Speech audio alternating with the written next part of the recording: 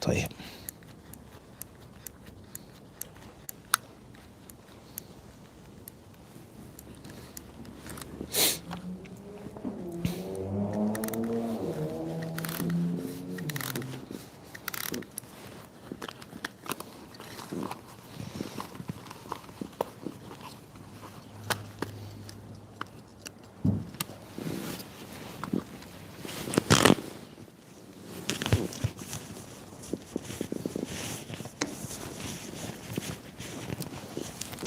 كيف هو؟ شربت؟ ما عجبك؟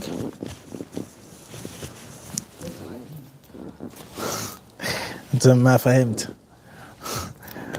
لم أسأل هل هو عجيب أم لا. عجيب كلمة قوية، أنا أريد عموما. عجبك يعني جيد، فهمت؟ فإنسان فريد، a very unique person، شخصية فريدة بارك الله لك فيها.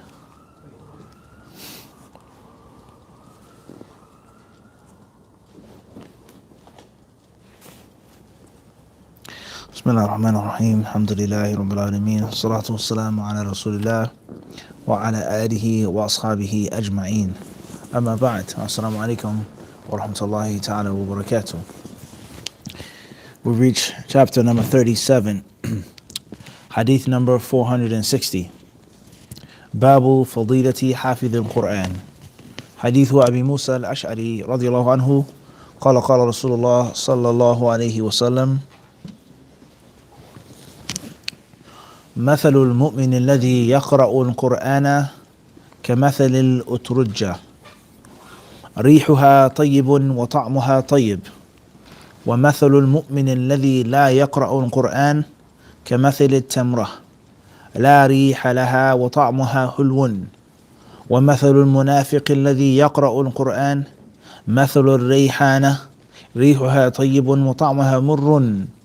ومثل المنافق الذي لا يقرأ القرآن كمثل الحنظلة، ليس لها ريح وطعمها مر. طيب، اقرأ لنا الحديث.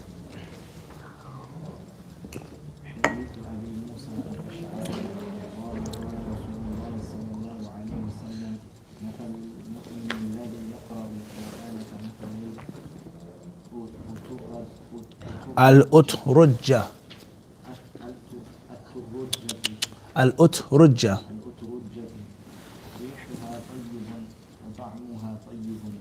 ومثل المؤمن الذي لا يقرأ القرآن كمثل التمرة، لا ريح لها وطعمها حلو.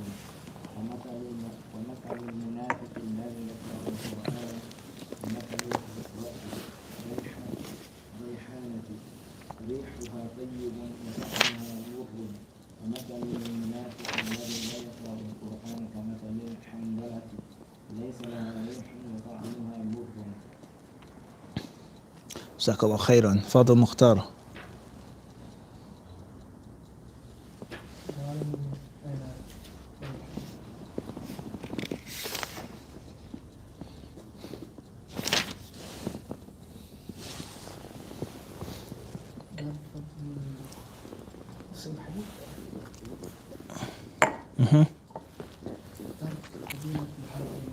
حديث أبي موسى الأشعري قال قال رسول الله صلى الله عليه وسلم: مثل المؤمن الذي يقرأ القرآن كمثل لا أحد يسمعك. كمثل أترجة، ريحها طيب وطعمها طيب. ومثل المؤمن الذي لا يقرأ القرآن كمثل التمرة، لا ريح لها وطعمها حلو. ومثل المنافق الذي يقرأ القرآن مثل الريحان، ريحها طيب وطعمها مر. ومثل المنافق الذي لا يقرأ القرآن كمثل الحنظلة، ليس لها ريح وطعمها مر. طيب، Jazakallah khairan. Chapter 37 says, Babu Fadilati Hafidh al-Quran. The superiority of a person who knows the Quran by heart. The superiority of a person who knows the Quran by heart. Now it's very interesting. This chapter heading here, Walaikum Assalam wa rahmatullah, doesn't necessarily relate to the hadith. And the hadith doesn't necessarily relate to the chapter heading. The chapter heading says, Hafidh al-Quran. And the only thing that's mentioned in this hadith is reading the Quran and not memorizing it, correct? Everyone understand this? The hadith it says, narrated by Abu Musa al-Ash'ari radiyallahu anhu, Allah's Messenger sallallahu alaihi wasallam said, the example of a believer who recited the Quran, even that translation is off. The example of a believer who recites the Quran is that of a citron, which smells good and tastes good. And the example of a believer who does not recite the Quran is that of a date, which has no smell but tastes sweet. And the example of a hypocrite who recites the Quran is that of rayhan, an aromatic plant which smells good but tastes bitter. And the example of a hypocrite who does not recite the Quran is that of a colocynth, or colocynth. A colocynth plant which has no smell and is bitter in taste. So the hadith clearly says, read, read, read, read, read. The believer who reads it, the believer who doesn't read it, the munafiq who reads it, and the munafiq who does not read it. And the hadith does not mention or say anything regarding hifz, memorization. Everyone understand this?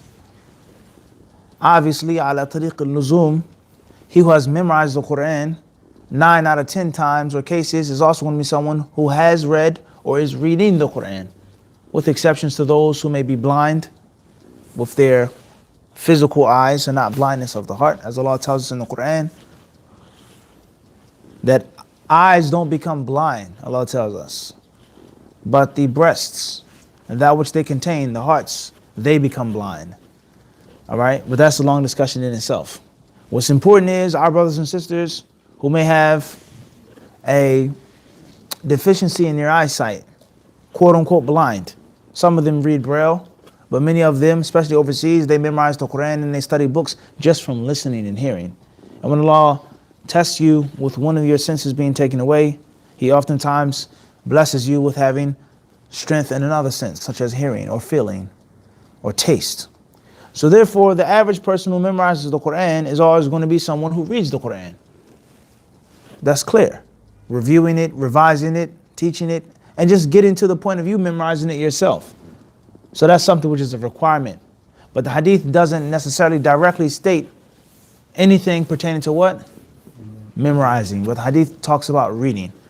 And obviously there's a big difference between someone who doesn't memorize the Quran, who has not memorized the Quran, who knows the Fatiha and Surah Al-Falaq, but he reads it. And then you might find someone who doesn't memorize or has memorized out of the Quran, but may read the Quran more than someone who actually memorized it. So there's a difference between the two. Where does this discrepancy come from? The discrepancy comes from in the nature of the book, as we said before. In Sahih Muslim, there are other hadiths mentioned that specifically talk about the master of the Quran. Al-Mahiru bil-Qur'ani ma'a safaratil kiram al-barara. The hadith of Aisha. He who has mastered the Quran is with the noble recording angels. Naam. And then the hadith talks about those who recite the Quran, يَتَتَعْتَعُ فِيهِ وَهُوَ شَاقٌ عَلَيْهِ, it's difficult for him, it's hard for him, has 2 rewards, etc. So the hadiths are mentioned in full in Sahih Muslim, but that hadith in Sahih Muslim isn't necessarily in Sahih Bukhari. And the book is for Bukhari and Muslim. And the chapter headings come from Sahih Muslim. So Sahih Muslim's tartib, but without every single hadith that's in Bukhari and Muslim. Because it's not in Bukhari, but it's in Sahih Muslim. The glitch. You understand this? The chapter heading makes perfect sense in Sahih Muslim, but it doesn't necessarily make sense here in this book, which is a compilation of Bukhari and Muslim, as we've explained many times before. Everyone got this? We've explained this many times before. Khairan, inshallah. So that's first and foremost. Secondly is, the virtue of the Quran and the virtues of its people. Those who read it, who study it, who teach it, who memorize it, who call to it, who act upon it, who reflect on it, who feed off of it for spiritual nourishment. And maybe sometimes for physical nourishment, for spiritual healing, and even in some instances and cases, physical healing. Those who know about it, and those who don't know about it, don't know about it. Those who have experienced it, and those who haven't thought of it or imagined it will never ever be able to grasp the concept of getting cure through the Quran. Physical cure. You understand this? Physical nourishment through spiritual nourishment. that? As the Prophet ﷺ told the companions when he forbade them from continuing their fast until the night, until the morning, until the next day. And the companions, obviously, they resisted. They said, well, you do it, O Messenger of Allah. And this is a very tremendous hadith. In Kitab al-Siyam, we've explained in Bulugh al-Maram, the concept of the leader leading by example. And if you tell someone to do something, but you yourself do the opposite, it's not going to have the full effect. It's not going to have the full effect. They said, you do it, O Messenger of Allah. He says, I'm not like you. At nighttime, my Lord gives me food and drink. My Lord gives me food and drink. And some of the ulama, they say that it's literal food and drink. And others, they say it is him talking to Allah and conversing with Allah and praying to Allah and having intimate dialogue with Allah, with dua and salah and prayer. And that was the nourishment and the sustenance that he needed to go 2 or 3 days without eating food. You understand the highlighting point? So the concept of the virtues of the Quran, its people, and the different concepts and dimensions of the Quran, reading it, memorizing it, studying it, teaching it, acting upon it, calling to it, seeking cure through it, seeking judgment, going back to it for judgment, and the list goes on, etc. Of the long discussion of the Quran and its power. All of that is included in this chapter heading. The virtue of being busy with the Quran. The virtue of being busy and staying busy with the Quran. So, it's the hadith of Abu Musa radiallahu anhu, in which the Prophet ﷺ, he gives us beautiful parables, amthal, parables, similitudes. He gives us examples of people and their relationship with this book. And not only does the Prophet give us examples, but it's also showing us and teaching us that the people differ and they vary on their levels of having a relationship with this book. And that everyone does not have the same relationship with the Quran.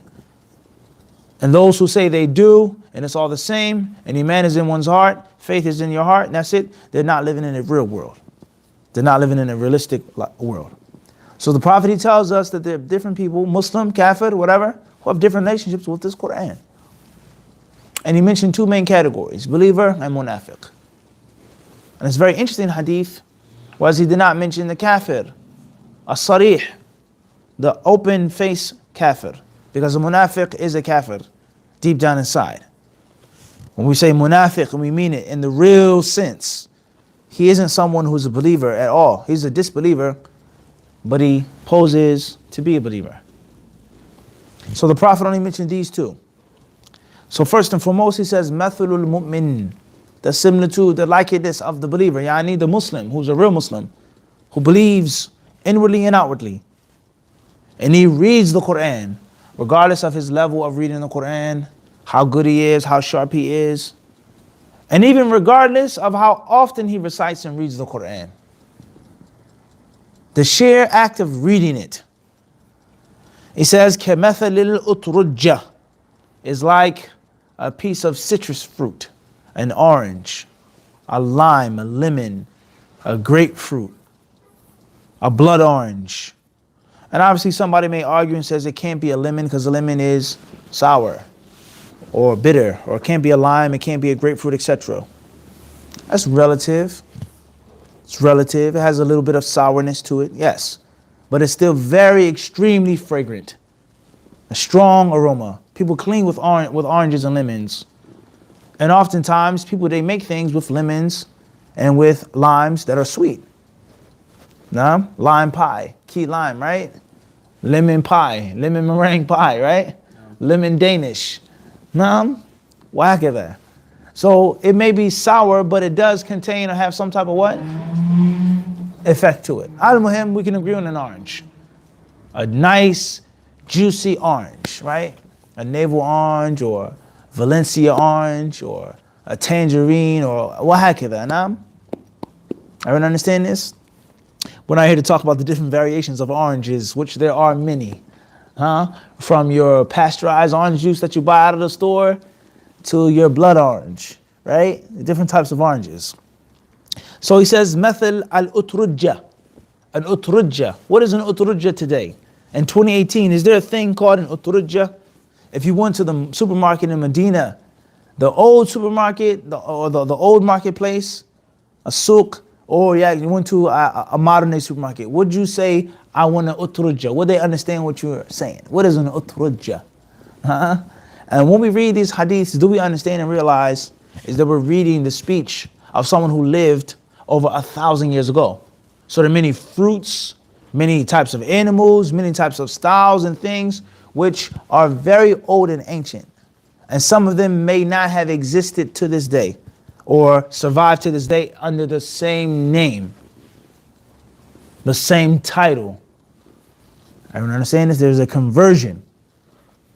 So the fruit may be an orange or maybe something else, but it may not be called what is called today.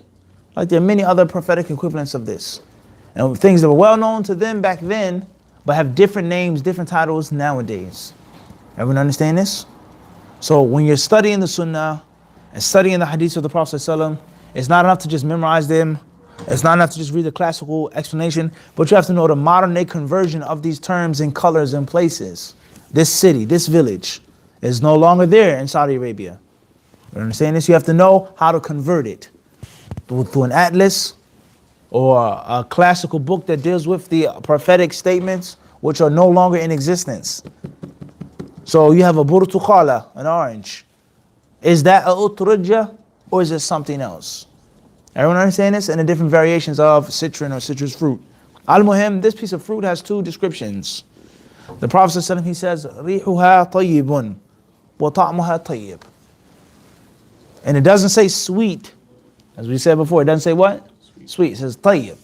Has a fine taste, a good taste, and obviously, inshallah, a sweet taste. And it also is very fragrant. Subhanallah, it's beautiful. The smell is never ever forgotten, right? Everyone understand this? The smell of certain citrus fruits are so strong and so powerful. You use it to wash your hands. When you eat seafood, you eat shrimp, right? You use the lemon for what? Your fingertips, Everyone understand this? Or different sprays, different modern day chemicals that people have. It's lemon scented. I.e., the believer, he was a true believer and he manifests his belief with reciting the Quran. He's good inwardly and outwardly. He's sweet, he's pure, he's fine, he's tayyib. Everything about the Muslim is supposed to be what? Tayyib. His mouth, how he dresses, how he walks, his habitat, where he lives, it's supposed to be clean, it's supposed to be nice. Everything about the believer is supposed to be nice. And it's not supposed to be no nasty aspect of the believer. Physically or metaphysically, worldly or spiritually. Everyone understand this? This is how the believer is supposed to be. And this is only going to take place when you read the Quran. And you're purified with the Quran and the teachings of the Quran. And you abide by the rules of the Quran. And you behave like the Quran teaches you how to behave. Your brother, when he sees you, your sister, when she sees you, they're supposed to automatically know that I have safety, respect, affection, honor. I can trust my brother. I can play around with my brother. I can joke with my brother. This is my brother, even though he's not from my bloodline, because we both believe in one book and read one book. It's supposed to be tayyib. The Muslim's wealth is supposed to be tayyib. It's not supposed to be khabith, bad wealth, dirty wealth, filthy wealth. The Muslim's personal life is supposed to be clean and pure. The Muslim's sex life is supposed to be clean and pure. It's not supposed to be defiled and tainted with dirt and stain, whether it's immoral dirt and stain or physical filth and disease and infection and practice. And the list goes on about the similitude of the believer. He's supposed to be clean and sweet inside and outside. And then the Prophet ﷺ, he goes on to tell us a reality that all believers don't necessarily read the Quran. And perhaps what's meant by La yaqra al-Quran yani all the time. And very seldom, but for a Muslim never ever to have read the Quran or never read the Quran. You understand this? He says it's like a tamra. It's like a date. La riha laha. It's not very fragrant. It doesn't have a very strong aroma. You sit a date there, it's not going to go across the room like an orange will, like a lemon will, like a lime will. You have to get up close to it to really what? Smell it. It doesn't have a very strong punching effect to it. But you bite into it and what? A great amount of sweetness. A great what? A great amount of sweetness. And oftentimes people, they think that dates are only for Muslims, or when you're practicing the sunnah, you eat dates and all. That's not true. You go to the supermarket and you'll always find what? Dates. People eat dates. Non-Muslims do what? They eat dates. Whole dates, diced, chopped dates, dry dates is well known in many other parts of the world. Everyone understand this? And the nutritional value of the date.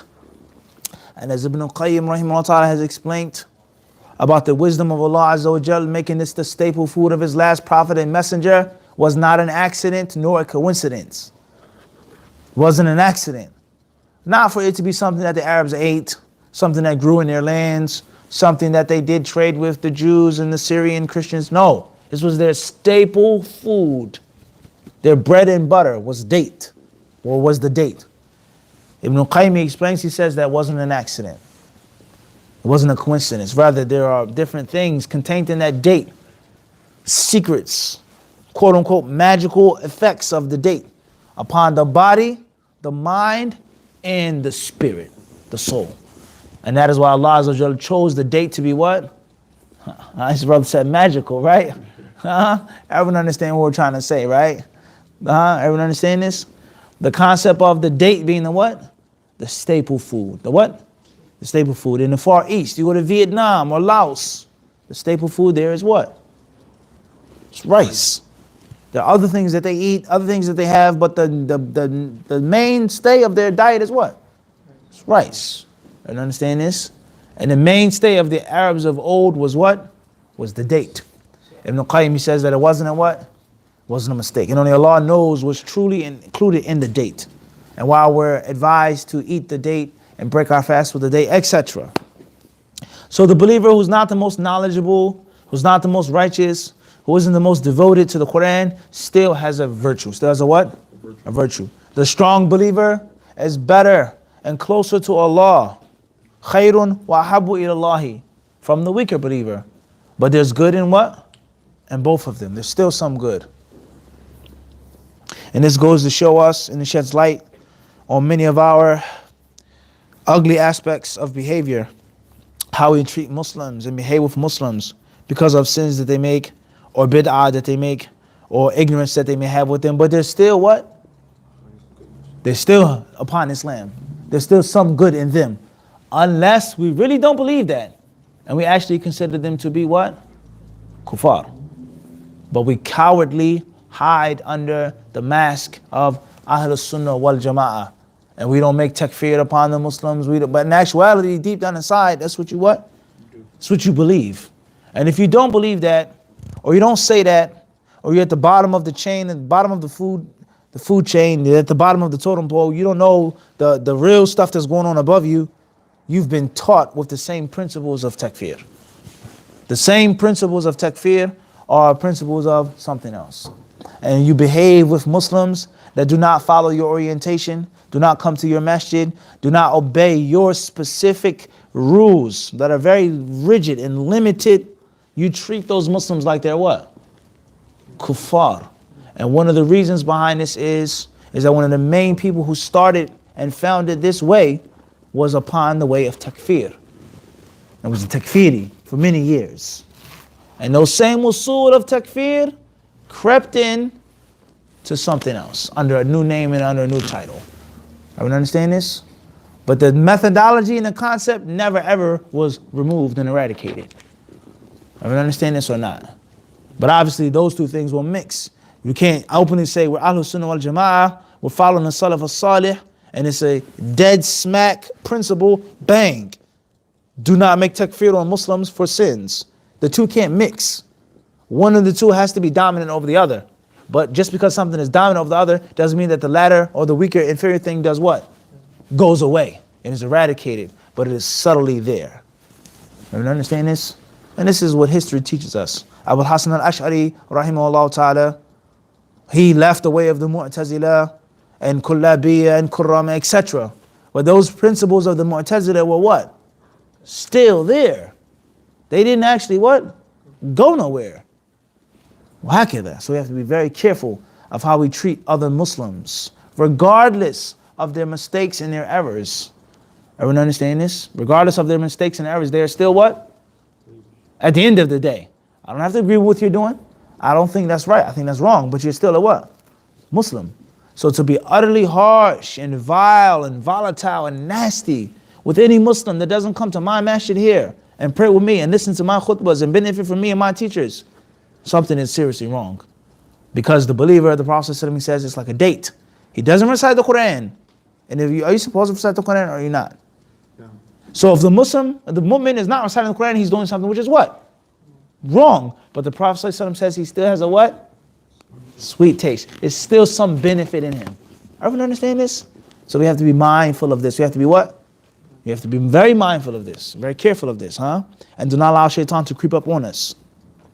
The Prophet ﷺ, he then says, وَمَثَلُ الْمُنَافِقِ الَّذِي يَقْرَأُ الْقُرْآنَ مَثَلُ الرَّيْحَانَةِ. He says in the munafiq, وَلِيَذُ بِاللَّهِ, the kafir who's acting like a Muslim, he who recites the Quran, even though he doesn't believe in it, he hates it and he detests it, but the sheer act of reciting it automatically gives him a fragrance and an aroma. Allahu Akbar. This is one of the strongest hadiths about the virtue of what? The Quran. Is that it gives virtue to someone who has no virtue. Are we understanding this? It gives virtue to what? Someone who has what? No virtue. And this is what Ali radiallahu anhu and others from the Salaf, they would say, كَفَى بِالْعِلْمِ نُبُلًا أَنْ يَدَّعِيَهُ مَنْ لَيْسَ مِنْ أَهْلِهِ. They says it's enough virtue, sufficient virtue for knowledge to have, is that people that don't have it, claim to have it. People that don't claim it, they what? People that don't have it, what? They claim to have it. وَكَفَى بِالْجَهْلِ عَارًا أَنْ يَتَبَرَّأَ مِنْهُ مَنْ هُوَ مِنْ أَهْلِهِ. And ignorance has a sufficient amount of vice and dispraise for someone who's actually ignorant to claim not to be ignorant. No one wants to be called what? Stupid. In our culture, a dummy. Who wants to be called what? A dummy or stupid. No one wants to be called that. You can be weak, you can be ugly, you can be this, you can be that, but no one wants to be what? Stupid and called a dummy. Even though in actuality you may actually be a what? A dummy. وَلَا حَوْلَ وَلَا قُوَّةَ إِلَّا بِاللَّهِ. You may be. You may lack intelligence. But no one wants that. And everyone wants to be attributed to knowledge and thinking that they know it and feel good about knowing information. This is why one of the worst losses that you can take is on the what? It's on the chessboard. You lose in a basketball game, it's all right. You lose in a boxing match, a wrestling match, you get over it, you lick your wounds. But you lose in a chess game, you feel what? I'm smarter than you, and I just what? I just proved that. No one wants that. Everyone understand this? So knowledge has a great enough virtue for people who aren't knowledgeable to what? Everybody wants to be knowledgeable. Everyone wants to be like what? Like Mike. You go on YouTube, read the comments, right, Khalid? Everybody is on a what? There's an alim on YouTube. No, brother, this is wrong. You should have said this, but actually, you find people who quote paragraphs and paragraphs and paragraphs on a 2-minute video clip. Jazakallah khairan. Wouldn't it be easier for you to just what? Make your own Q&A channel. Wouldn't it be easier to just do that? So everybody wants to attribute themselves to something because of the virtue of what? Ilm. And no one wants to be accused of being ignorant. Everyone understand this? Even though this person may actually be ignorant. You are ignorant. You're a leader of a community, but you never studied anywhere. You never were formally trained. You talk ignorantly. You don't have proper knowledge of the deen. But that's the greatest insult that you can make, is to call him an ignorant imam. They're fighting words. Right or wrong? They're what? Fighting words. So this goes to show you the virtue of ilm. And this hadith shows this, is that a munafiq who reads the Quran, who doesn't believe in it, automatically gets a what? A smell, an aroma. But everything that glitters isn't what? Isn't gold. Everything that smells good isn't pleasant and pleasing on the inside. And that's the last stage. He says, وَمَثَلُ الْمُنَافِقِ الَّذِي لَا يَقْرَأُ الْقُرْآنَ كَمَثِلِ الْحَنْظَلَةِ لَيْسَ لَهَا رِيحٌ وَطَعْمُهَا مُرٌّ. Is this thing here a colocynth that has no smell and has a bitter, horrible taste? Worse than the date. The date doesn't have a smell, but it tastes good. One could say it has no smell, no taste. It's just normal. That's not the Muslim. Everyone understand this? The Muslim is never someone who has no appeal whatsoever. Everyone understand this? Because the Prophet, he could have said that, right? That the similitude of the believer is like a fruit or vegetable that has no taste and no smell. And it doesn't have to be bitter or nasty, but it just doesn't what? No, has something. But the munafiq that doesn't recite the Quran has what? Not only, no, worse than nothing. He has no smell and the taste is bitter. This is an extremely deep concept here. These levels of those who read and recite the Quran and those who read and recite the Quran not. An-Nawawi rahimahullah ta'ala, he says about this narration, he says, إلى آخره فيه فضيلة حافظ القرآن واستحباب ضرب الأمثال لإيضاح المقاصد. He says this hadith shows us the virtue of the memorizer of the Quran, as we said before. It also shows us the permissibility of using examples. The permissibility of what? Using examples for clarification, to make things clear and easy for the people. Now, and as we've said before, some of the scholars of Islam have extracted and deduced from this hadith and other texts the permissibility of writing fiction and the permissibility of making a story in a class or a lesson for the purpose of clarity. Making it clear. And some ulama, they may even extract from this hadith the permissibility of having a play, of doing a play and acting with a proper intention. The ulama of Islam, they differ on plays. There's not consensus that it's haram to do a play, or it's bid'ah to do a play at an Islamic school. An Islamic school has a place where they're automatically what? Ahlul bid'ah. La. It's not that simple. Some of them hold the view that it's permissible to do what? To hold a play at a school. And for there to be some type of acting for the purpose of teaching and educating the children. Everyone understand this? Then obviously if you go to school, or if you went to school back in the day, one of the funnest things to do besides the lunchroom was what? The auditorium. Right or wrong? I don't know about nowadays. We talking about what? Back in the day. The lunchroom, no doubt, was what? Eating or banging on the tables, fighting, beating, rapping, freestyling, whatever you do in the lunchroom, right? Abdul Raqib, you may not be able to relate to this. Nowadays, you may have a virtual lunchroom. You order your school lunch on an app, right? It wasn't like that back then. And if it wasn't the lunchroom, it was the what? Auditorium. Everyone liked to go to the auditorium, right or wrong? Whether it's a presentation or that fire drill. Remember fire drills? You get to go outside, right? Cut class or whatever you do. Al-Muhim, just to go outside the building and come back. But the auditorium. And one of the main things that people did in the auditorium was what? They had plays. People wanted to be in the play. People wanted to rehearse in the play. And oftentimes the play was meant to be symbolic and educational. And to teach you in a way which you wouldn't normally get out of a book or a normal classroom setting. I don't understand this? I can't forget the gym, right? In school as well, right? The gym. The what? La ya akhi. There's no short shorts back then. Or even the yard, right? Even in the elementary school, you line up, right? Whack it. Everyone understand this? Tayyib, al-muhim. What's important is that the concept of a play or the lesson that a movie or film can teach you is oftentimes something which can't necessarily give or have the same effect from what? From something else. Then obviously those ulama who hold the view that you can make a play and there's some permissible acting that can be done in Islam, they make conditions. Who you can and cannot portray. Who you can and cannot be like. All right? Is it permissible for a person to present himself as one of the companions? Is it permissible for a person to present himself as an evil person in a play? Can someone be shaitan in a play? It's a serious issue here. There's a play about shaitan tricking people. Can someone dress up or act like what? Shaitan. A'udhu billah.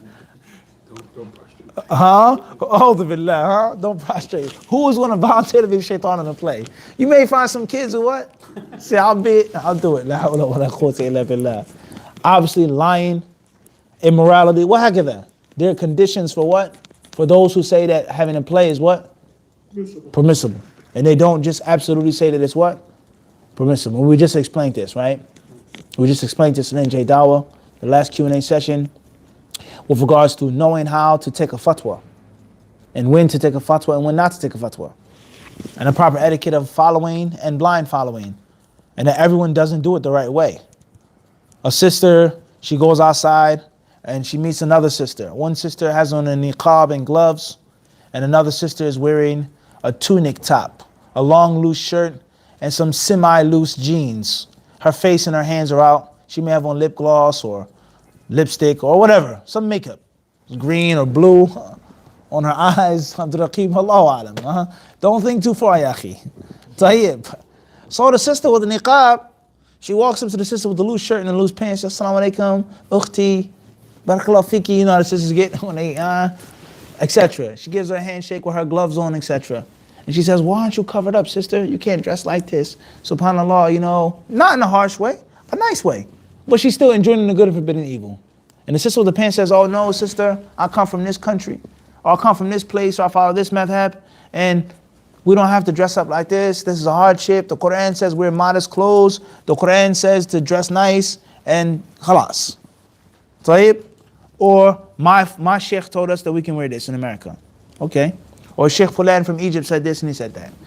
Did he actually say that? That you can wear pants and a shirt? Did he say that you can wear makeup? Did he say that you can have on lip gloss on your lips? Did he say that? Or did he say that a woman doesn't have to cover her face and her hands? And that wearing the niqab and the gloves is not mandatory. Or he may have said that it's not sunnah to do it. It's not a sunnah to cover your hands and the face. It's Arab culture and tradition. Okay, maybe he said that. But did he say that you can wear what you're wearing right now? For argument's sake, everyone understands? He did not what? Say that. And the people that come down upon him. He never ever said that it can just be done recklessly. Everyone understand this? He never said it can be done what? Recklessly. The concept of breast milk. It's permissible to give a grown man breast milk. And the man now becomes a mahram for your wife. Those who hold that view or who said that, did they say you can just do it in any manner? With any man, with any person, in any situation? Or did they put restrictions on the fatwa? Everyone understand this? So we have to understand the way of understanding the fatwa and taking the fatwa and following the fatwa. And it's not just to be done haphazardly. Everyone understand this or not? There's conditions. There's no scholar, there's no alim who said that a sister can come outside of her house dressed like this. No one ever said that. For argument's sake, the gloves, the hands, the face must be covered. But for the other side, no one ever gave the fatwa to put it on and dress like that. No one said that. Everyone understand this?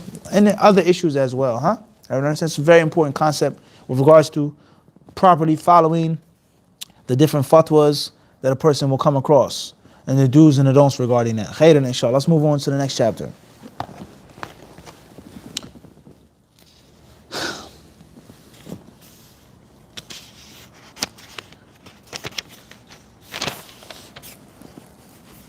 It says here, باب فضل الماهر بالقرآن والذي يتتعتع فيه. حديث عائشة رضي الله عنها عن النبي صلى الله عليه وسلم أنه قال مثل الذي يقرأ القرآن وحافظ له مع السفرة الكرام ومثل الذي يقرأ وهو يتعاهده وهو عليه شديد فله أجران. Chapter 38 says the superiority of a skilled person who masters the Quran and the one who falters in it. This is here in wal-Marjan and Sahih Muslim. This hadith here, the hadith of Aisha radiallahu ta'ala anha, is mentioned in the same chapter of the hadith of Abu Musa al-Ash'ari radiallahu ta'ala anhu. طيب. Moving forward.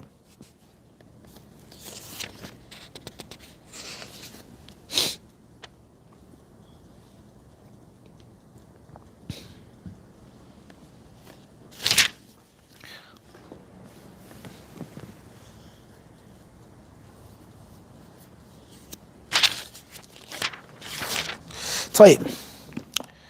Hadith number 461 is narrated Aisha radiallahu anha. The Prophet ﷺ said, such a person as recites the Quran and masters it by heart will be with the angels, honorable and obedient. And such a person as exerts himself to learn the Quran by heart and recites it with great difficulty will have a double reward. This hadith in this chapter is very similar to the previous chapter. But a misunderstanding that some people think and feel is that a person who isn't as skilled with the Quran is better than someone who is skilled in or with the Quran, and that's not necessarily accurate. But that hadith means lahu ajrani, he has two rewards, meaning a reward for his efforts and a reward for his him going against his inferior nature. He's not as good, he's not as skilled, but he still tries and exerts himself.